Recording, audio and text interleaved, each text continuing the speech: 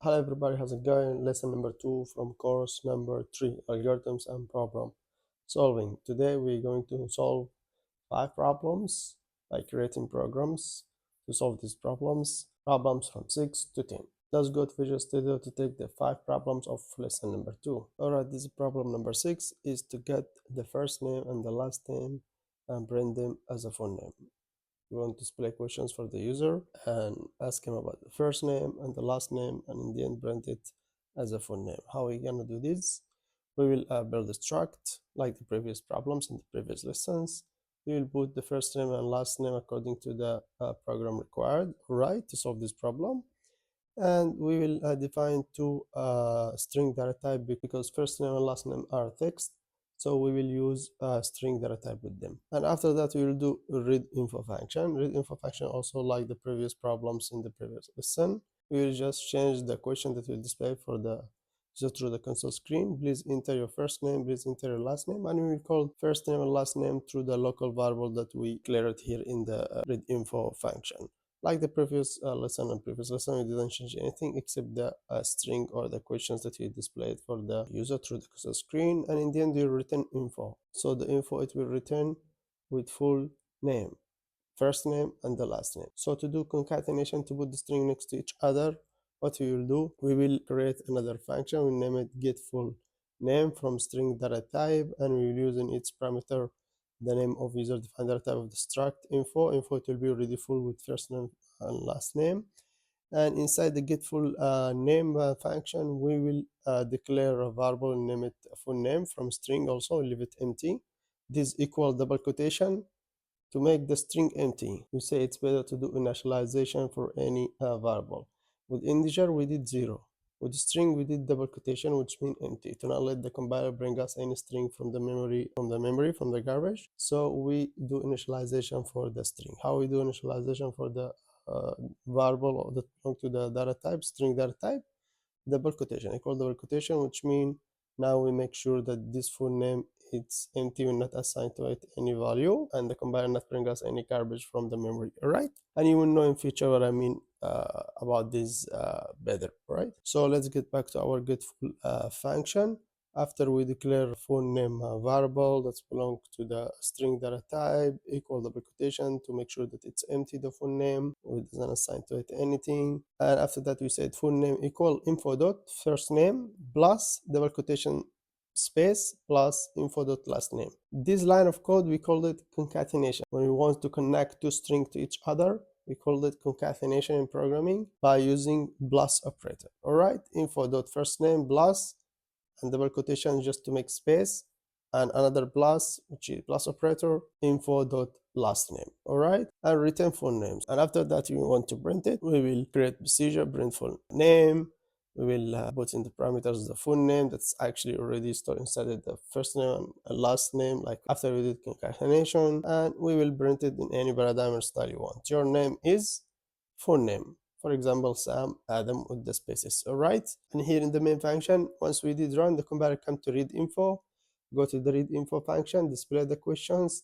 The user insert the first name and the last name. And after that, go to the get full name, do concatenation for the first name, last name, put them next to each other, put the text or the strings next to each other. And after that, print full name procedure, print them for us. Let's do run to understand what I mean and check it out together. Perfect. Once we did run, the compiler display for us, please enter your first name, Sam. Please enter your last name, Adam. Once I press enter, the compiler print for me your name is Sam Adam. All right. And as you see, everything it has a specific function. Now, if I want to modify a little bit the program, for example, if I want to do another feature, let's say a reverse feature, I will come here and get full name. I will do comma, full reversed. Okay, now I have another parameter that's belong to good full name, and here I will use if statement if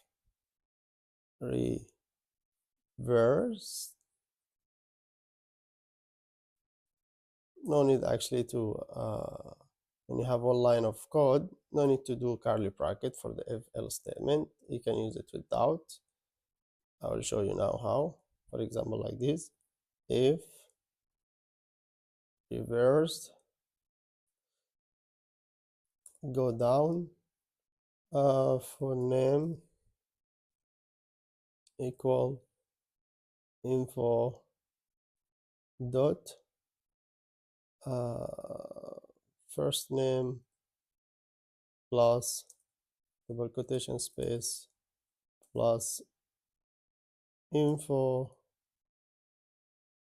dot last name semicolon, and go down, else it's open by itself, double curly bracket, but no need. Like this, phone name, let me just copy this line of code. Put it here, and this is last name, make it last name, sorry, last name, and here first name, and in the end return phone name, please. All right, so what I did, I modified a little bit good phone name because it's a specific function.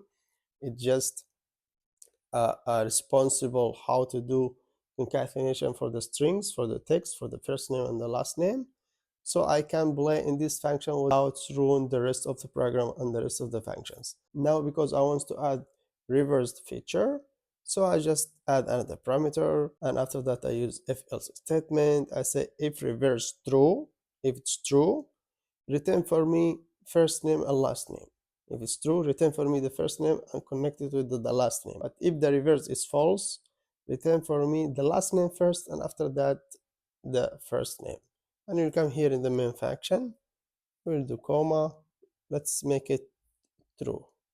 All right, because here the boolean parameter here, this variable belongs to the boolean data type. Boolean data type, it's true or false. All right, so get full name, it should have one parameters according to the previous solution, but because we add another parameter with comma, and we have to put true or false because the another parameter it's belong to the boolean data type. All right, so if I delete the second parameter that's belong to get full name function and I stop the mouse here, the compiler will tell me too few arguments in function call, which means there is not enough arguments called. We need to also call something else because there is two parameters. So the compiler give you an error here and tell you that there is something less. So when the function have one parameter, you have to put in the main function one parameter to the function that you use it in the main function. If the function has two parameters, like now good full name, it has already the second parameter, we have here come to add the second parameter. Let's say true, we make it, okay, because get full name, its first parameter read info, and the second parameter it's true. If reversed it's true, we put it true now, hard coded. The compiler should return for me first the first name, or display for me first the first name plus the last name. If reversed it's false, compiler should print for me the last name and after that the first name. Now please enter your first name Sam, enter your last name Adam, your name is Sam Adam. It's correct because the reverse, we make it in the parameter here in the main function true. But if we change it to the false, hard coded, later we can like do it differently, just now to show you. All right, please enter your first name Sam, please enter your last name. Because we put in the parameter of the get for name false, the compiler should print for me what? Adam Sam, opposite, because the reverse variable, it will be false, because reverse, it belongs to the boolean data type, which is returned for me. The final result of boolean data type will be true or false. And we put false, so go to the another condition, which is under else statement, print for me the last name first, and after that connect it with the first name. Now, because it's false, it should to be Adam Sam, not Sam Adam. Let's press enter to see. Perfect. Your name is Adam Sam. Why? Because we put in the parameter that belongs to the get full name function false. So that's how you should to solve your problems, by building and using functions, structure, enum, procedure, and give each input and output function and procedure to make your code organized, and when you want to modify something or you delete something or you add any feature. So what you did, you go to the specific function or specific procedure and modify and play with this function and procedure as you want without ruining all your program. So this is problem number 6. Now let's go to problem number 7. Alright, problem number 7 is to get half of the number that the user gonna insert. Me as a user, for example, if I insert number 9, I want to get half of this number. I want the compiler print for me half of this number. Alright, so how are we gonna do this? We start with hashtag include iostream, hashtag include string using namespace std, and after that we have the first function read number. This function we already take it also from the previous lessons in the previous problems. Read number, it's a normal function, we already take it before. Integer num, cout please enter a number, cn to the num, a number the user going to insert will be stored inside num, and after that return num. Alright, the second function we have it bring half of the number. Bring me or bring half of the number. How are we gonna bring half of the number? We create function, we name it bring half of the number. It's from float data type. Why float? Because if the user insert number 9 or 5 or 3, the half of these numbers is with some fractions or decimals. So we make the functions float to return for us the half of the number with any fractions or decimals that belong to the number. Because 9, half of it, 4.5, 5, half of it, 2.5, 3, 1.5. So this number with fractions, we need to use with it, as we said before, float or double. While the numbers are small, float for it. All right, so let's open this bring half of the number function. We have here a bring half of the number function. If you look at the name of the function, it's descriptive names and it's explain itself. And in its parameter, we take the num. The num, for example, let's say that the user insert number 9. So what we will do here in the bring half of the number function, we will just write this line of code. Return and between two brackets float num divided 2. Why we say float? Because num it belongs to integer data type.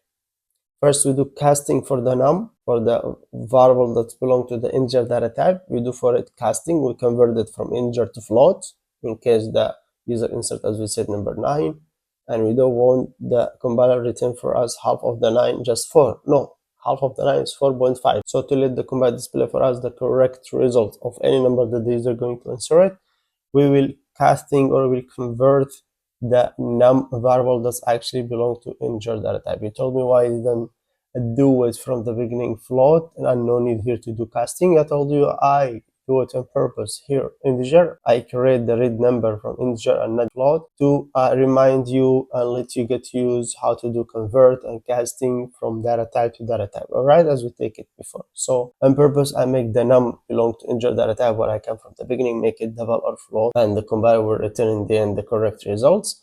But I do this on purpose to let you get used about it and use the concept that we take it in the previous course. So in the bring half of the number function, we just use one parameter, which is the num that's stored inside the number. Let's say it's 9, and inside it we just do this line of code. Return float between two brackets float and the num, which means now we're casting, as we said, the num to the float divided 2. Whatever the number that the user is going to insert, we will divide it by 2.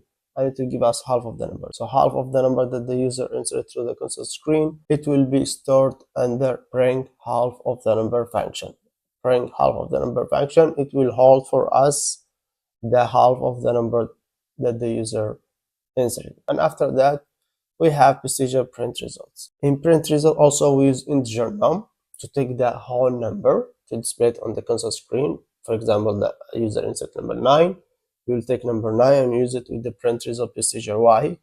Because inside the print result procedure, we define a string data type, and after that we declare a variable, name it results. So we said equal half of, this is string text normal, it will be displayed on console screen like this, plus num. The num that is stored inside of number 9, for example, it's integer. To do concatenating, to connect it with some string like this is and half of, we have to use toString.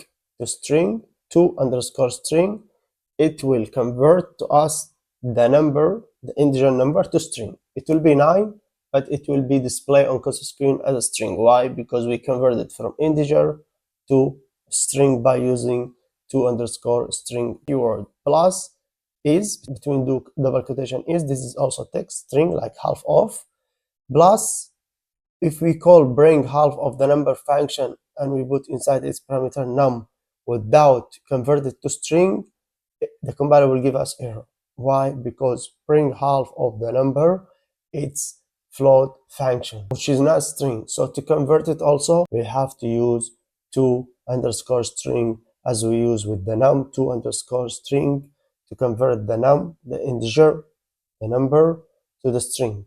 And to convert also this function from float to string, we will use _string. So we use the name of the function exactly, we use it as the name of the variable. The name of the function, we treat it also like the variables. All right, you could castenate, convert it, use it in math, use it in any logic or process.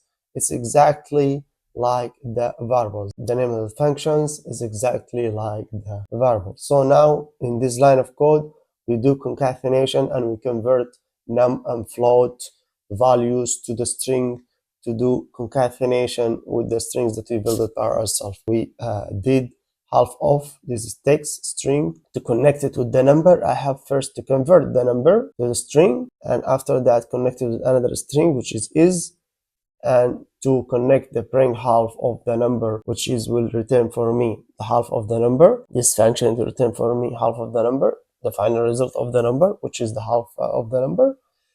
To also display it on console screen and the compiler not give us error in our program, we have to also convert it to string. So now all this line of code will be displayed on console screen as a string. Why? Because we convert this function to string and we convert this variable to string, and in the end cout /n just for space, print result is the >end line. And here in the main function, once we did run, the compiler come for the read number function, read the number, and after that print it. So let's do run to check it out together. Perfect. Please enter a number 9 for example. Half of 9, half of, this is the string of 9, because we convert num that we stored here. When we insert num, it's stored inside num variable. We convert num to string, so it displays a string here. It's text, it's a read string 4.5, it's correct. Half of the 9, 4.5. Why the compiler not return for us just 4? Because we use float, and we convert also here in the bring half of the number function the num to the float. So the compiler return for us the correct result, which is half of the 9, 4.5. And at the same time, we convert the final result of this function, bring half of the number, to the string to be displayed on the console screen, and we don't face any problems or errors. So that was the problem number 7. Let's go problem number 8. All right, problem number 8. Problem number 8 is to check the mark, which means the number that the user is going to insert. If it's over 50 or equal 50, then print passed, else failed. This is we use it for students in school, university, whatever. If the user mark over 50 or equal 50, so we'll display on console screen or we'll print on console screen passed, you passed. If less than 50, so we'll display you failed. So how are we gonna solve this problem? First, we will have enum. All right, we create enum. We name it en pass or fail. I name it like this. You can name it whatever you want. And inside it, pass and fail. All right. The first thing we have here, integer read mark. Read mark, it's same exactly like read number, but we change the name of the function to be descriptive names. Integer mark. Cout, please insert your mark, and the number or the mark that the user is going to insert will be stored inside mark variable. All right, and in the end we return mark. And here the second function, it's called check mark. We will check the mark if it's over 50 or less than 50. Over 50 or equal 50 or less than 50. We use also the name of the enum because it's user defined data type, and also we want to reach something from the enum. We want also to use the things that exist inside the enum. For that, we use the name of the enum, and in the end also it's user defined data type, which is data type. All right, let's open this check mark function. Check mark function has the parameter the mark, which means it has already the number, all right, in its parameter, and we will use if else statement. If mark greater than or equal 50, return pass, all right, else return fail. This is just to check if the number over 50 or equal 50, return for me pass, else return fail, please. And the last thing we have this procedure, print results, all right.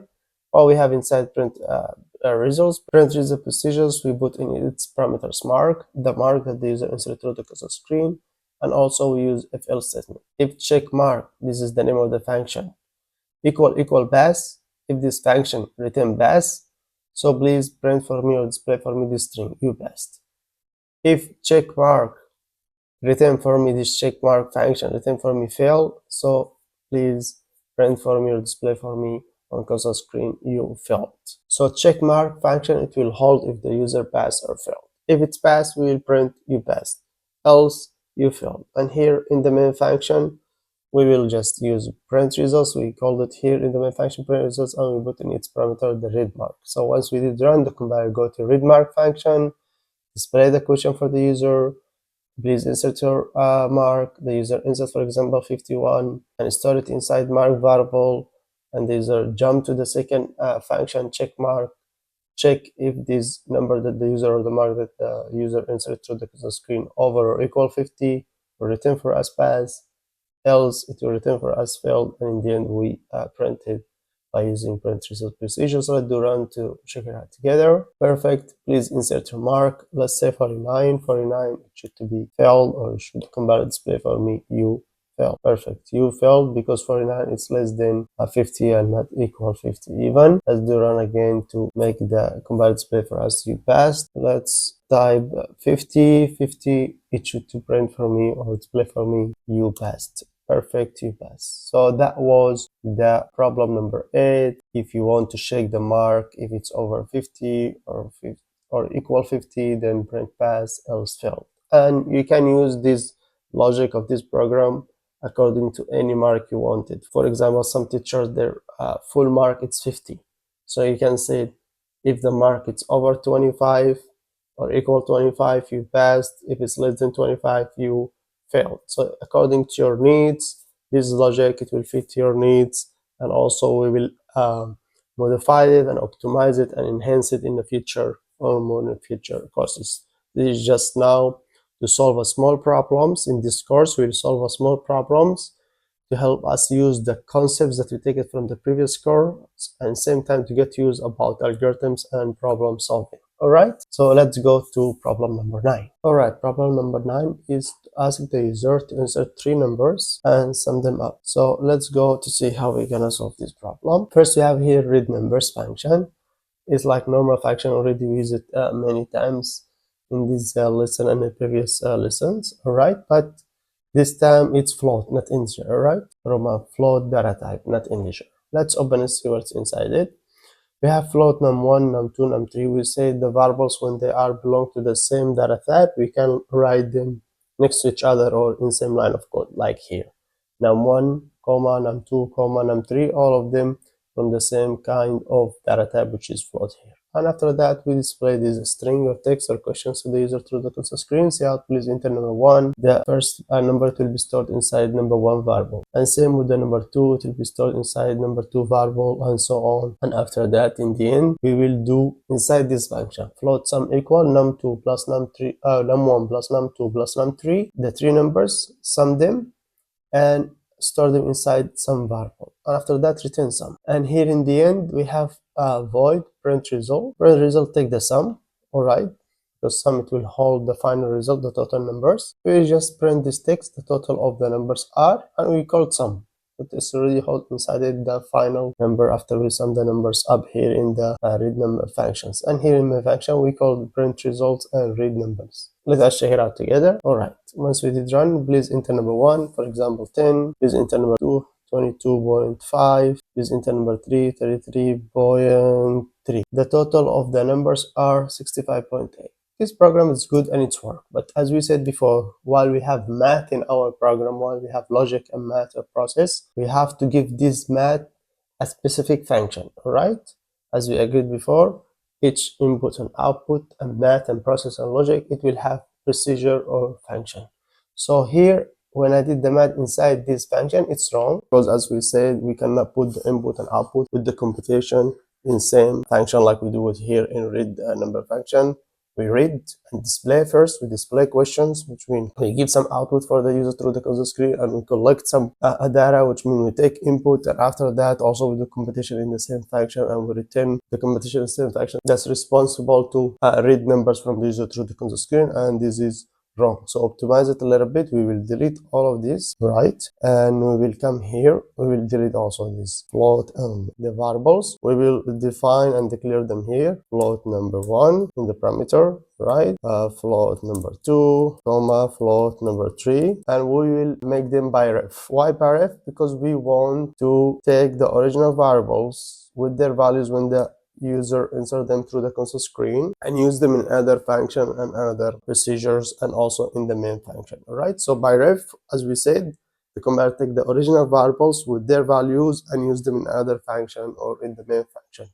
If you not did by ref, if you leave it without by ref, it will be empty in the main function and you will not get any results. Why? Because the compiler make copy, and this copy, it will be empty. It will not has the same values that you take it from the user through the console screen inside the original variables. So you have to do it by ref to let the compiler use the exact variable with their values that will take it from the user through the console screen. All right, so once here we modify and optimize a little bit this function, read number function, and here also we'll change it from float to void. Why? Because we don't want it to return any value. We just want this procedure read numbers. All right, this procedure, its mission just to read number from the user. For that, we change it from float to void. Now this procedure is ready. Numbers, we have here void read numbers procedure, float by ref num1, float by ref num2, float by ref num3, and after that we display question for the user, and we use the variable to declare them in the parameters of the function read numbers under the questions to store the numbers that the user going to insert through the screen into these variables. This is the first step.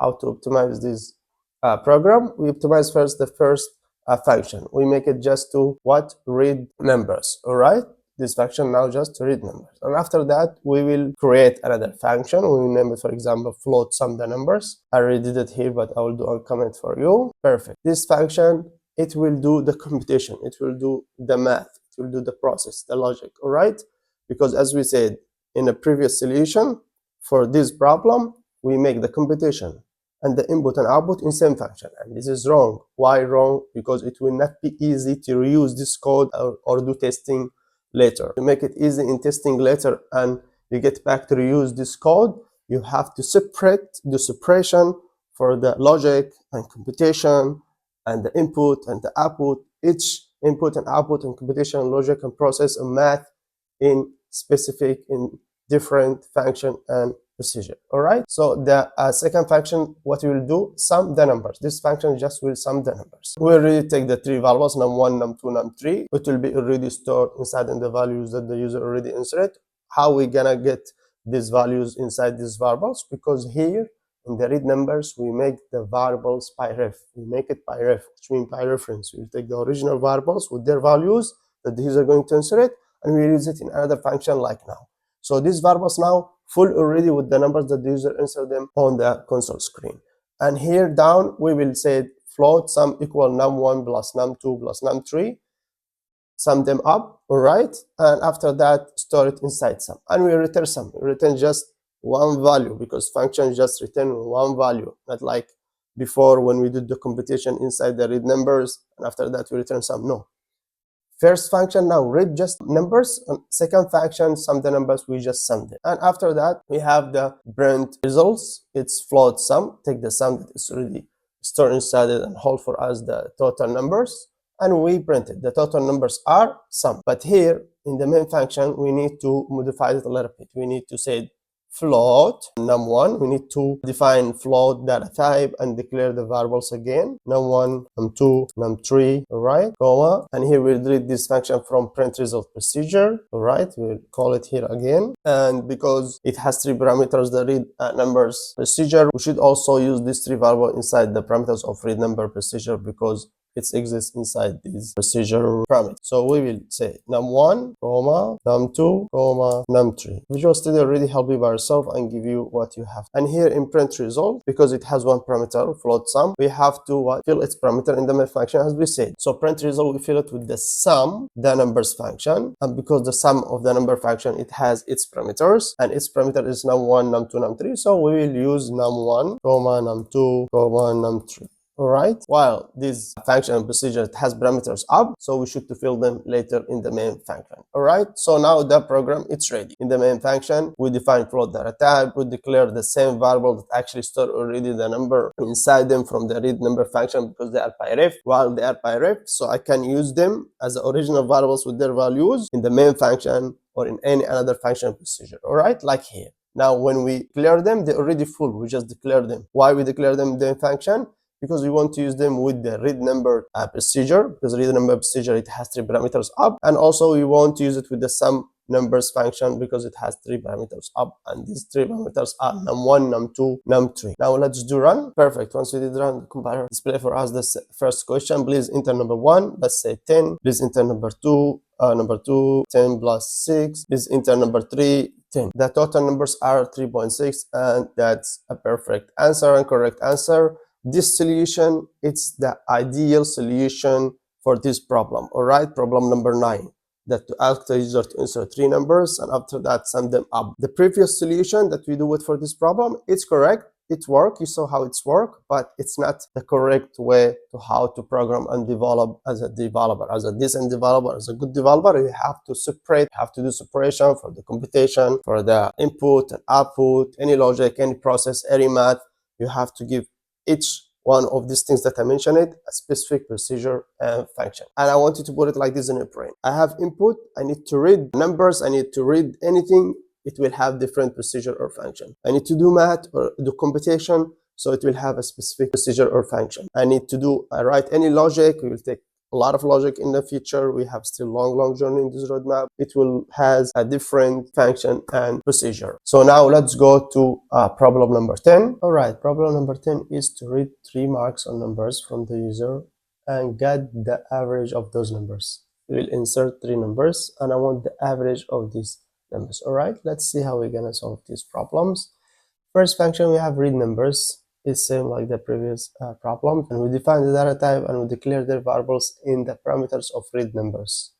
All right, because we cannot define them and declare them inside because it's void and it will ask us the compiler to return value. For that, we put it in the parameters, and also we use pyref with them. By the way, this is not the perfect solution for this problem, but I do it like this on purpose to use the concept of pyref by while that we take it from the previous course. So the first thing we have it here in this program is a procedure read numbers. All right, and we define 3 data types from float, and we declare variables num1, num2, num3, and all of them by ref. So inside this read number procedure, we have just a question: cout, please enter number 1, cn num1, num2, cn num2, num3, cn num3. All right, and after that we create another function, sum the numbers. It's actually same like the previous problem, from float sum the numbers, but this time we just directly return num1 plus num2 plus num3. We change the solution. Before we said float sum equal num1 plus num2 plus num3 and return the sum, but this time we change the solution, or we change the line of code inside the sum the number function to know that you can solve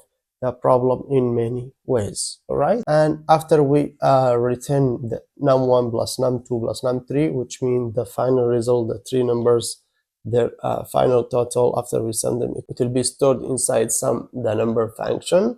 So we create another function to calculate the average, and I name it calculate average. Look at the name of the functions. All the functions have descriptive names. Here we want to calculate the average, so we name the function calculate average. It's also from float. Let's open it. It's simple and easy. We take the sum the numbers, because sum the numbers, it's hold the final or the total of the 3 numbers together after we sum them. For example, 10 plus 10 plus 10, 30. So 30 it will be stored inside sum the numbers. So we call here inside the calculate average, return sum the numbers, which is stored inside the number 30, for example, and we give it the parameters because it has 3 parameters. We give it the parameters. All right, divided 3. Why divided 3? Because we have 3 numbers, so to get the average of the 3 numbers, we divide according to how many numbers we insert. All right, and in the end we have here a print result is same like the previous problem. We didn't touch anything, we just changed the name of the variable inside the parameter. It was sum and now it's average. See how the total of the numbers are average. You call the average, so the compiler now will print for us the average of the numbers. And here in the main function we define float data type and we declare num1, num2, num3. It will be already stored inside them the number that the user inserted. And after that we called read numbers, the function that will display for us the questions and take the data from the user. And last thing, we will print the result. Print the result, we'll give it its parameter calculate average. So the compiler, once we did run, go to read the numbers, display this question and collect the numbers, and after that get back here down, calculate the average, sum the numbers functions divided 3, give us the total number, and after that print it for us, print results. All right, so let's do run to check it out together, and don't forget to make them all of them float if you want the compiler return for you the number with some decimals. If you just make them integer, the compiler will return for you a whole number, integer number without decimals. So please enter number 1 10, please enter number 2 22.6, please enter number 3 33.8. The total of the number are 21.8667. sorry, here it should to be point not comma, so I did mistakes. Let's do run again. Please enter number 1 22, please enter number 2 10, please enter number 3 33.8. so the total of the numbers are 21.9993. all right, that was the last problem of this lesson. Problem number 10, it was to read 3 marks or numbers from the user and get the average of those numbers. That was the lesson of today, guys. See you next lesson. Ciao.